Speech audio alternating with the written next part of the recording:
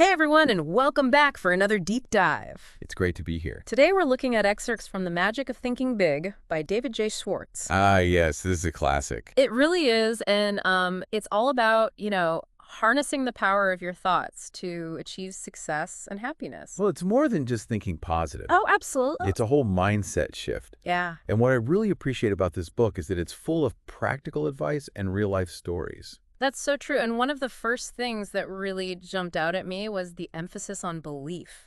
Right. Like the book states that believing in yourself is the cornerstone of success. It is, and there's this great anecdote about a woman who sold mobile homes. Oh, yeah. What about her? Well, everyone told her it was a terrible idea, but she had this unwavering belief that the industry was about to boom. So she saw the potential where others just saw like a dying industry. Exactly. And she was so convincing that she got investors and suppliers to back her vision purely on the strength of her belief. Yeah, and she ended up selling over $1 million worth of trailers. That's incredible. It really is. Talk about, belief moving mountains. Really is. It's such a powerful reminder that sometimes our biggest obstacle is our own self-doubt. Yeah, our own inner critic. Exactly, and that leads perfectly into the next big idea from the book. Which is? Excusitis, the disease of failures. Yes. So the author, he identifies these common excuses that we all make. Oh, we all do it. Health, intelligence, age, luck. Yep. It's fascinating how we can let these external factors define our potential. It's so easy to fall into that trap. Yeah, and he contrasts two men with diabetes. Right. And one let it cripple him, mentally and physically, and the other thrived despite it and achieved some amazing things. And it wasn't because one had it easier than the other. Right. It was their mindset, Exactly. their attitude towards their circumstances that made all the difference. And that's a good point to bring up the importance of, managing our emotions and not letting circumstances, dictate our limits. It's about taking ownership of our lives. So how do we combat this excusitis? Well, the book suggests replacing those self-limiting beliefs with empowering ones. Okay, so changing those negative thoughts to positive ones. Exactly. Focus on what you can control. Not you can't. Right. It's about taking responsibility for our actions and choices rather than blaming those external factors. I love that. And this leads us to another key idea, the power of positive thinking. Oh, yes. One of my favorite topics. The book argues that the language we use shapes our reality. It really does. Like instead of saying, it's no use, we're whipped. Right. Try saying, we're not whipped yet, let's keep trying. There you go. Much better. It's about shifting that internal dialogue. Yeah, creating those positive mind images. And I love how the author provides specific examples of this. Yes, he does. It's not just vague advice, He gives you the tools. Yeah, it's about making conscious choices with our words. And it's not just about talking to ourselves. It's also about encouraging others with positive words. Absolutely. Creating a ripple effect. Spread the positivity. Exactly. A positive word to a colleague, a friend, or even a stranger Yeah. can make a bigger impact than we realize. Sometimes that's all it takes. And speaking of seeing the potential in things, the book encourages us to look beyond the surface. Okay. To see what can be, not just what is. Yeah, like that realtor who sold rural properties. Oh, yeah. What about him? Well, instead of focusing on their current state, Mm-hmm. he painted a picture of what they could become thriving farms, Yeah. peaceful retreats. So he was selling a vision? Exactly. And he saw the potential where others only saw limitations. That's incredible. And it made all the difference in his success. There's also another example about a retail manager Oh, right. who realized that repeat business was where the real profit lay. It's about building those long-term relationships. Exactly. He started valuing customers for their long-term potential. Instead of just focusing on that single transaction. Yeah, he was nurturing those relationships. It's a powerful reminder that sometimes the biggest opportunities lie in building those lasting connections. So true. Now let's talk about ideas. Okay. The book highlights that ideas are the seeds of progress, They are. but they need to be nurtured and acted upon. Otherwise, they just wither away. It's like that accountant who turned a casual conversation. Into a successful real estate venture. He overheard people talking about wanting small farms outside the city. Right. And he didn't just let that idea fade away. He took action. He bought land, divided it, and marketed it to city dwellers craving a taste of country living. Smart man. And he turned a simple conversation into a $20,000 profit. That's incredible. This emphasizes the importance of capturing ideas the moment they strike. Absolutely. Write them down. Flesh them out. Yeah, turn them into action plans. And surround yourself with people and conversations that spark those light bulb moments. Because the more we expose ourselves to new ideas and The perspectives, more likely we are to have those breakthroughs. speaking of making an impression, the book delves into the importance of projecting confidence. Ah, yes. Confidence is key. It's fascinating how our internal beliefs about ourselves, Influence how others perceive us? totally. And there's a story about a hotel clerk who handled a rude customer Oh, yeah. I remember that one. with incredible grace and He understanding. let it get to him. No, instead of reacting He defensively. de-escalated the situation Exactly. by recognizing that the customer's outburst wasn't personal. It was probably just, A bad day. yeah, some other stressor going on. Exactly. And he remained calm and professional. Which ultimately diffused the tension. Such a good example of how confidence can help us navigate challenging situations effectively. It's a valuable skill. And then there's the story of the student who cheated on an exam, Oh. but then confessed to his professor. Wow, good for him. What's interesting is that the professor focused on helping the student rebuild his confidence Instead of punishing him, by emphasizing the importance of doing what's right, even when it's difficult. it's about learning from our mistakes. And it highlights the connection between self-respect, integrity, and true confidence. When we act in alignment with our values, it strengthens our sense of self-worth. It does? And that's true confidence. Exactly. And that's a great place to pause for now. Okay, sounds good. So it's about having that inner confidence That radiates outward. and influences how others see us. Exactly. And, the book actually suggests some practical techniques for boosting confidence. Like what? Well, simple things. Really making eye contact, walking with purpose, speaking up in meetings. Oh, okay.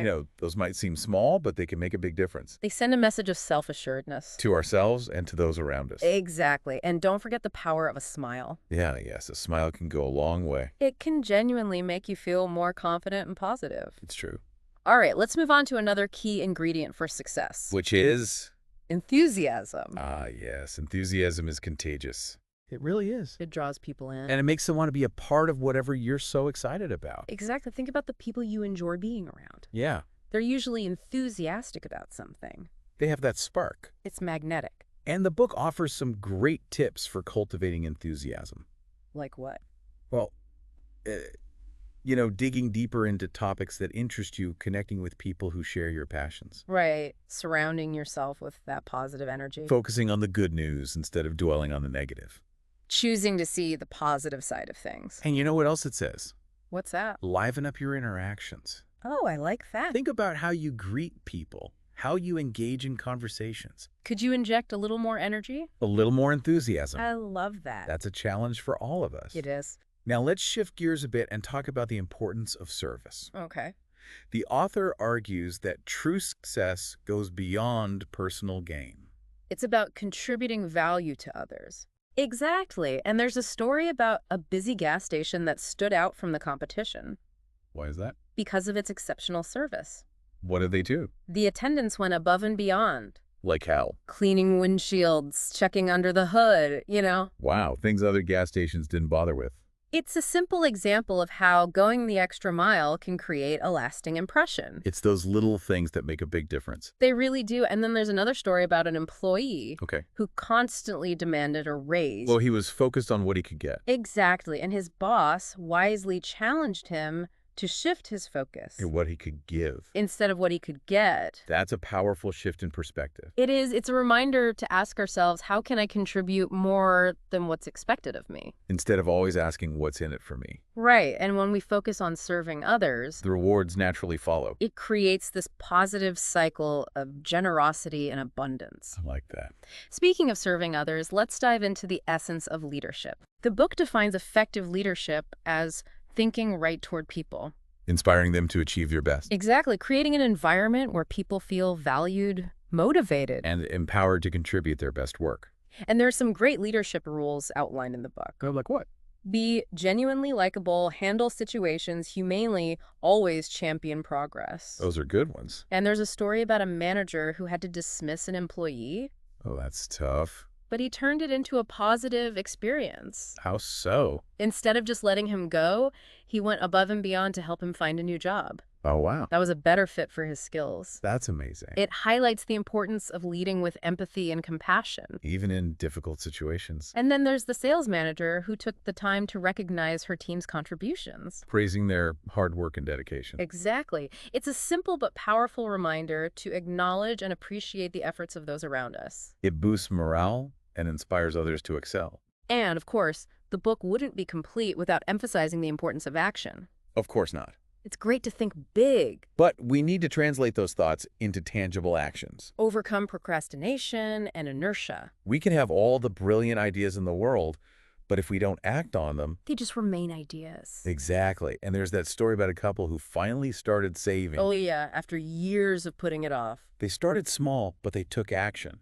That's the key. Break down those big goals into smaller, manageable steps. Don't wait for the perfect moment. Start now, even if it's a tiny step in the right direction. There's another great example of an executive who wanted to improve her department. Oh, what did she do? Well, instead of trying to come up with all the solutions herself, She got input from her team. exactly, she recognized that the best ideas often come from those closest to the work, It's about tapping into that collective wisdom. empowering others to contribute. And then there's the professor who had this fantastic idea for a book. But he never got around to writing it. Oh no, he waited for the perfect time. The perfect inspiration, and as a result, the book never materialized. That's a shame. It's a reminder that we can't let perfectionism paralyze us, We have to start somewhere. even if it's messy and imperfect at first. Action creates momentum, and momentum leads to progress.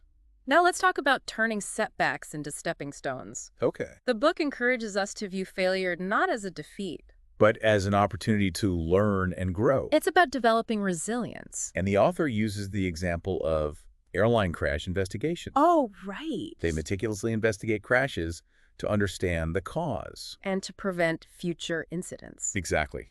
They extract valuable lessons from those setbacks, no matter how tragic they may be. And there's also a story of a student who learned from a failing grade.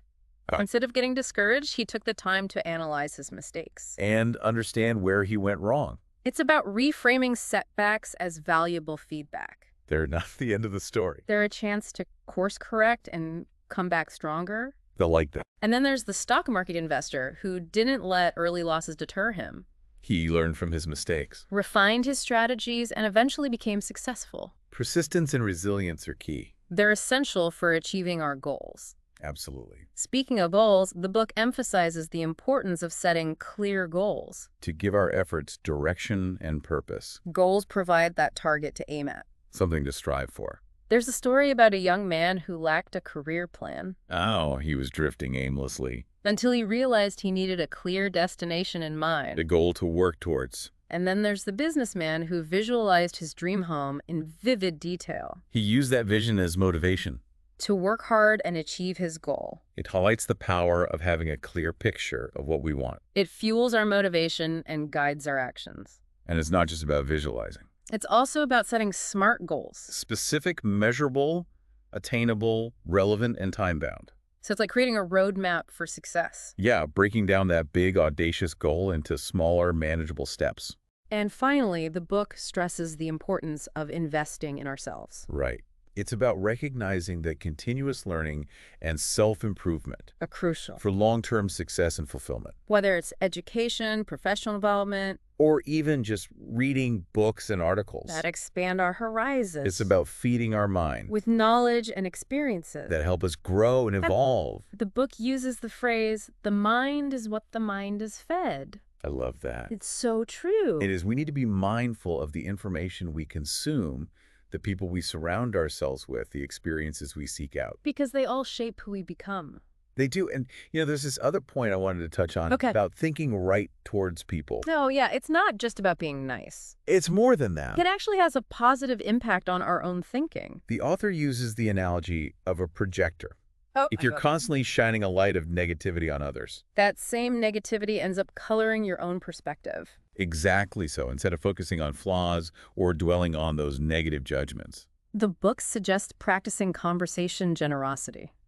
Oh, I like that. What is that? Will encourage others to talk about themselves, their ideas, their accomplishments. You learn so much from listening. You do, and you create this positive loop where everyone feels valued and appreciated. It ties back to that service-oriented mindset we talked about earlier. When we focus on making others feel important, it creates a ripple effect of positivity. And that benefits everyone involved. The book even suggests that the most successful leaders Are often the ones who are most generous. in letting others shine during conversation It's about creating that supportive environment where everyone feels empowered. to contribute their best. Exactly. So as we wrap up this deep dive into the magic of thinking big, It's been a good one. it really has, the message is clear. What is it? Our thoughts have incredible power to shape our reality. Like cultivating a positive mindset, Setting clear goals taking action. and embracing a spirit of service. We can unlock that magic within ourselves and achieve extraordinary things. Absolutely. And here's a final thought for you to ponder. Okay, I'm listening. What's one small action you can take today to put the magic of thinking big into practice? I like that. It could be a positive affirmation, a step towards a goal, or even a genuine compliment to someone you appreciate. Those are all great ideas. Thank you for joining us on this deep dive. It's been a pleasure. We'll see you next time, ready to explore even more transformative ideas.